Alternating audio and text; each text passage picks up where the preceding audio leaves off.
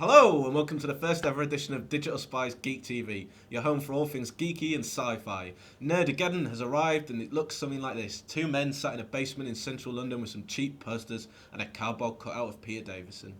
Joining me in this adventure in Geeksville is Digital Spy's #1 Doctor Who nut, a man who knows his Troughton from his Pertwee, his Canine from his Rani, and his Silurian from his Sensorites, Mr. Morgan Jeffery. Say hello, Morgan. Hello. And I'm Alex Fletcher, your guide through Geek TV.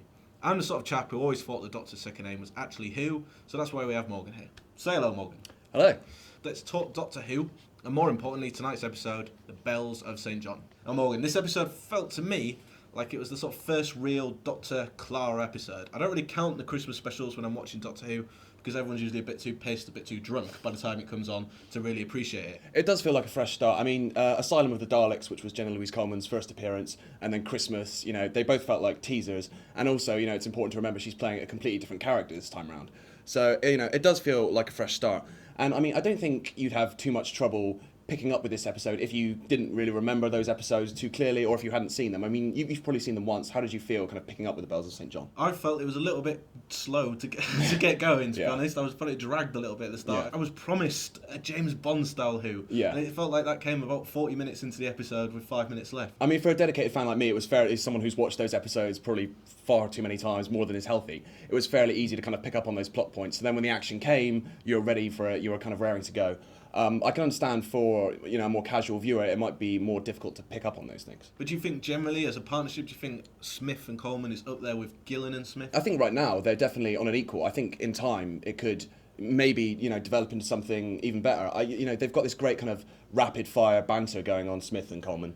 And I think it's interesting as well to go back to a duo after having a threesome on Doctor Who for so long. I think they work brilliantly together, dynamite. And the best bit of the episode for me was the intro. It was like Charlie Brooker-esque. It felt a bit like Black Mirror. This whole idea of a evil Wi-Fi soup, and this week's villains, the sort of spoonheads, sort of spawned out of this. I agree with you. I think the concept's brilliant, and I think the opening was fantastically done. I think Colin McCarthy, who's a new director to Doctor Who, I think he handled it brilliantly. Visually, the episode's amazing, and Stephen Moffat's core concept, on paper, I think is great. The execution I had a few problems with. I mean, not to get too, bogged down in nerdiness, but let's get nerdy. Let's do it. I mean, the sort of the image of victims trapped, screaming from sort of television screens. It's quite similar to a David Tennant episode we had a couple of years back, The Idiot's Lantern. It's kind of a little bit too familiar in that sense. We don't remember that. Fans do, real fans do. I don't remember that. Casual viewers like yourself might not, but nerds like me, it'll bother us. And also, the spoonheads themselves, maybe not physically the most imposing threat. I mean, I was kind of hankering for, the promised Ice Warriors and Cybermen that are coming up later in the series. Celia Imrie's a great kind of frosty villainess at the centre of this, but the spoonheads themselves, not that impressive. And I think, the one thing that the Bells of St. John, as much as I enjoyed it, the one thing I think it was really lacking was this really kind of knockout monster, a sort of brilliant alien threat. We can't finish talking about this episode without mentioning the return of Richard E. Grant at the end. He's the new face of the Great Intelligence, whatever that is, I don't know. What do you think about his return? Is he going to be a bigger part of the whole series, do we think? Well, just to fill you in, the Great Intelligence they featured previously in a couple of 1960s episodes, way back with Patrick Troughton, where they took control of some robot Yeti and invaded the London Underground. As you do. As we all remember. Yeah. I think it's interesting bringing back the Great Intelligence because, they don't have the kind of recognisability of, say, Daleks or Cybermen. But they're a kind of interesting threat, but one that wasn't really kind of ever overexploited by the classic series. So I think bringing them back is a really interesting choice. You've got Richard E. Grant kind of bringing a recognisable face to that threat. And I think if Stephen Moffat does want to kind of bring them back as a recurring foe, I think that could be a really interesting road to take. Do you expect to see them now throughout this series, or maybe in the 50th? I think when it comes to the 50th, you're going to kind of be ticking all your big boxes, so you're going to have your Daleks, your Cybermen, but I wouldn't be surprised to see the Great Intelligence kind of maybe pop up throughout the next 8 episodes leading up to that anniversary episode. The big question is, Matt Smith, is he going to be here in 12 months' time? Are we going to be talking about Matt Smith doing the next series? Quick fire question, yay or nay? Yay. I think he will do one more series. The thing is, he's definitely attached to do the 50th anniversary special. We know that for certain. Then he's going off to film a movie in Hollywood with Ryan Gosling.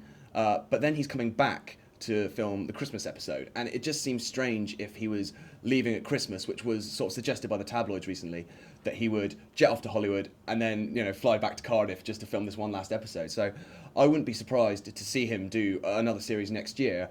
But then again, when David Tennant left, they did a little two-parter over Christmas and New Year to write him out. So maybe that is the route they'll take with Smith. But personally, I think he'll be around in 2014. There has been a lot of talk on Digital Spy about who could possibly replace Matt Smith. Huge amounts of comments on a feature Morgan wrote about the 12th Doctor. Some of the suggestions here, Morgan, let me run some past you. Okay. David Tennant coming back. That's never going to happen. Let's throw that one out the window now. They need to let it go. David Tennant is out of here. David He's gone. It's never going to happen. He's not coming back. I'm sorry to be the one to break it to you, but David Tennant is not going to be the 12th Doctor. Nicolas Cage. Was the suggestion of Rugby Man. What do you think about Nicolas Cage as the Doctor? I think, if they ever did like a Hollywood blockbuster Doctor Who, I think he would bring an unexpected edge to the Doctor. I think Nicolas Cage could pull off. A lot of people, have an issue with Nicolas Cage. He's an Oscar winner. Let's not forget, we'd be lucky to have him as the 12th Doctor, Nicolas Cage. Well, that's a maybe. A maybe for Nicolas Cage, maybe. Rugby Man. Nigel Kay says Jack Whitehall, which sounds like possibly the worst suggestion I've ever heard. Well, Jack Whitehall, no. He's blown people away on shows like Fresh Meat and Bad Education. No, definitely not for Jack Whitehall. There was one suggestion from someone called White Shade for James Franco. James Franco, and then someone else suggested that then they could turn the time rotor into a giant bong. Sure, and Seth Rogen is the companion. I mean, anyone who knows me will know that I am a massive Franco fan. But having said that, I don't think you could pull off Franco as the Doctor. I mean, he's a man of many talents. He's artist, poet, soap star. But I don't think Franco as the Doctor is something we're going to see anytime soon. The final suggestion, which was suggested by Mad J46, Performing Monk, Kelly Wilson, James Green, and I've heard you mention his name in the office before. It's Damien Maloney. Now that is a credible choice. Damien Maloney, he recently starred as the vampire Hal in Being Human, and it was a fantastic performance. And he's about the right age. He's kind of got the right look. I mean, whether or not Matt Smith's going, I don't know. But if he ever did go, in the next couple of years, I genuinely think Damien Maloney would be a fantastic choice to replace him. So it's Damien Maloney or Nicolas Cage. One or the other. Depending on which direction they want to take. It's two very different directions. Sadly, that's all we've got time for this week on Geek TV. Morgan's off to polish his toy Dalek collection and rewatch Terror of the Zygons Part 3. And I'm going to check I've paid my broadband bill so the spoonheads don't come and attack me. See you next Saturday for more Geek TV.